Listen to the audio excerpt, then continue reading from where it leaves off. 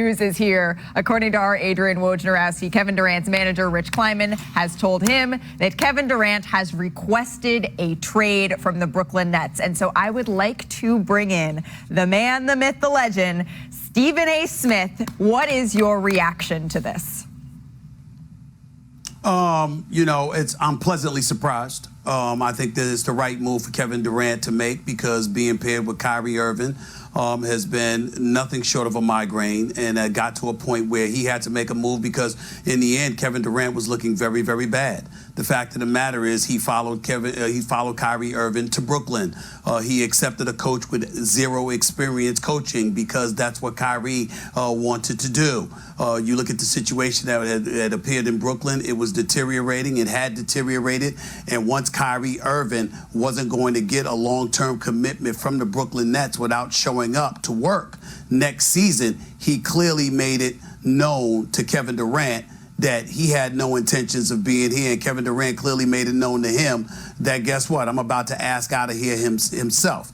Kevin Durant wants to go to the Phoenix Suns. I know he's got a home in Miami. I know that the Miami Heat are an option, but they'd have to virtually gut their team in order to acquire him. And they've got assets that the Brooklyn Nets don't particularly want as desperately as they will want other things. If you're Sean Marks and the Brooklyn Nets, you want 2 All-Stars, okay? You want multiple picks. You want numerous players. And the likelihood is that Phoenix is going to need some help because Phoenix is of the mindset they're not giving up Devin Booker, but Sean Marks will ask for Devin Booker. Matter of fact, he already has. He's going to want Devin Booker.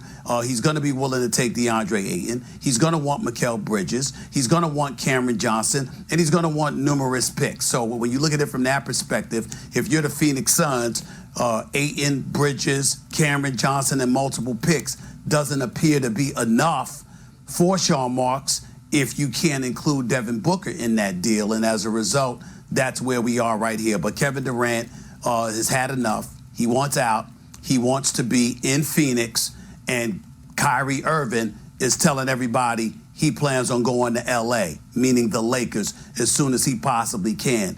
The likelihood is that you'll have to go through this season, and then when he becomes a free agent after this upcoming season is over, he plans on rejoining LeBron James in a Los Angeles Lakers uniform. They'll have about $70 to $80 million under the cap. They're going to use it on Kyrie Irving, or so Kyrie Irving has been. Adrian Wojnarowski, speaking of power. Woj, thanks for taking the time to visit with me here. How'd we get here? I think Kevin Durant, Scott, I think from the moment he came to Brooklyn with Kyrie Irving and the expectations of having walked away from that Golden State team, I think in the end they were overwhelming. The disappointment, all the things that led to this group underachieving, from injuries to the vaccine mandate this season.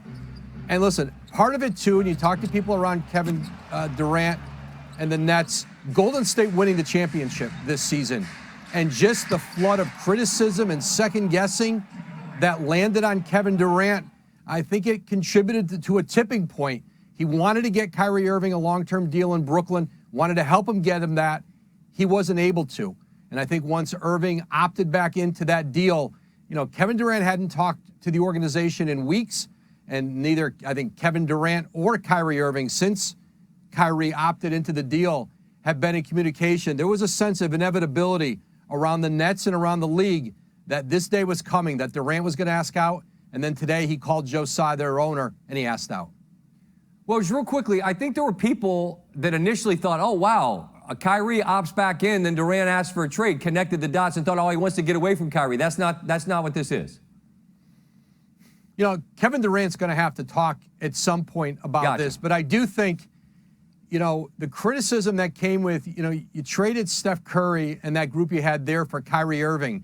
Obviously, investing in Irving as a partner, it was a mistake here. I mean, if the goal was to win and win championships, it's been a mistake.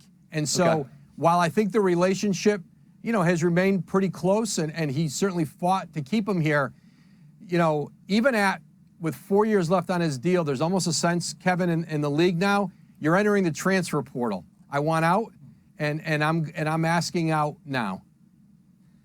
That's just nuts to me as an aside here, Woj. I got other stuff I want to get to. I just don't know in the league anymore. Like, you got a 4-year deal. It doesn't matter. If you're a superstar player, just like, I'm not going to do it. How can you function as a business if this is how it goes?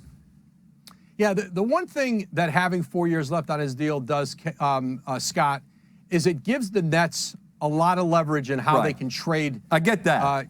Kevin Durant, right? They're able to send him almost anywhere they want to, because even small market teams who otherwise would never have access to a Kevin Durant unless they drafted him know if we trade for him, he's got to play here. He's under contract for 4 years. He loves basketball Unless he too much. Unless he doesn't want to. And like, I mean, we've seen that happen with players in the past couple of years. Look, Durant's, he's my favorite player to watch. I'm not anti him. I just think at some point, this is a whole other conversation. Where do trade talks stand at the moment? What do we know? A tremendous ferocity tonight in the Brooklyn front office. The level of intensity of the volume of calls, the number of teams. I had a couple teams, Scott, tell me tonight that they did something they had never done before. That they called and made an offer to Brooklyn, and they called back later in the day, in the evening, and made a better offer without Brooklyn countering it. And they said, listen, we know this isn't necessarily great business, but that's how badly teams want Kevin Durant and want to make sure that if this process does move quickly, and knowing how many teams are in it, that they're making competitive offers. And there's never quite been a player of Durant's stature at this point in his career available for a trade, certainly in the modern era. And so Brooklyn, listen, they intend to try to get back, something of a historic haul. They look at what the Clippers had to pay for Paul George. They look at what the Lakers had to pay for Anthony Davis. They want more than that. And they should. This is a transcendent talent, arguably the greatest scorer on the planet. And so it's fascinating, Woj, because we're getting ready, we're in the middle of free agency, but there's a bunch of teams that are like, we didn't have any clue this guy was going to be available. Now, theoretically, he is. So how much business around the league is essentially being put on hold while teams take their best swing here? Well, listen, I think, you look at the Atlanta Hawks as an example. They were a team that I think would have loved to be involved in the Kevin Durant sweepstakes. And they made a trade yesterday, giving up 3 first-round picks and a pick swap for DeJounte Murray in San Antonio. So think of that. Three unprotected first-round picks for DeJounte Murray, who's a fine young player, made his first All-Star game. What is Kevin Durant worth? But if you're Atlanta, you gassed your assets there, not knowing that this all was going to come a day later. And so I don't know if it's necessarily holding up business in the league because, free agency at this point, I think we kind of know all the key players out there are going back to their teams at some point here. But it has really created a frenzy unlike, I think, anything we've seen. It's only been several hours. It's going to play out here over the weekend.